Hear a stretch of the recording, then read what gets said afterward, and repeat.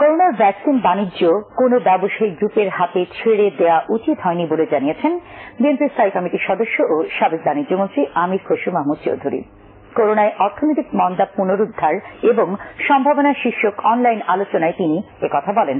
অনুষ্ঠানে পরিকল্পনামন্ত্রী জানান, মহামারীর এই সময়ে অর্থনৈতিক চাকা সচল রাখতে সরকারের নেওয়া পদক্ষেপগুলোর সুফল পাচ্ছে দেশের মানুষ। রিপোর্ট করছেন নিয়াজজামান সাজিদ।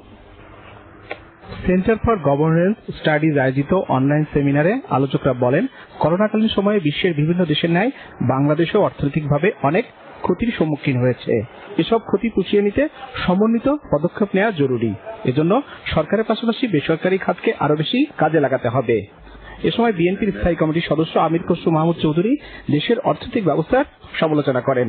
দুর্নীতির কারণে দেশের সত্যিকারের উন্নয়ন সম্ভব হচ্ছে না বলেও মনে করেন তিনি। Who are controlling the economic activities of the country. And they're in the financial sector, they're in the stock market, they're in the parliament, they're in the government.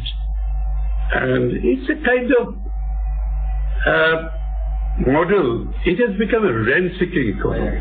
তবে পরিকল্পনা মন্ত্রী বিএনপি নেতার এমন অভিযোগ আমলে না নিয়ে বলেন, সরকার আগে থেকেই পরিকল্পনা নিয়ে দেশের অর্থনীতি পুনরুদ্ধারে কাজ করছে। তিনি আরো বলেন, করোনাকালেও কৃষি খাত, তৈরি পোশাক খাত, প্রবাসীদের পাঠানো রেকর্ড রেমিটেন্স সহ সরকারের নেয়া নানামুখী ইতিবাচক পদক্ষেপ অর্থনীতির চাকা সচল রাখতে গুরুত্বপূর্ণ ভূমিকা রাখছে।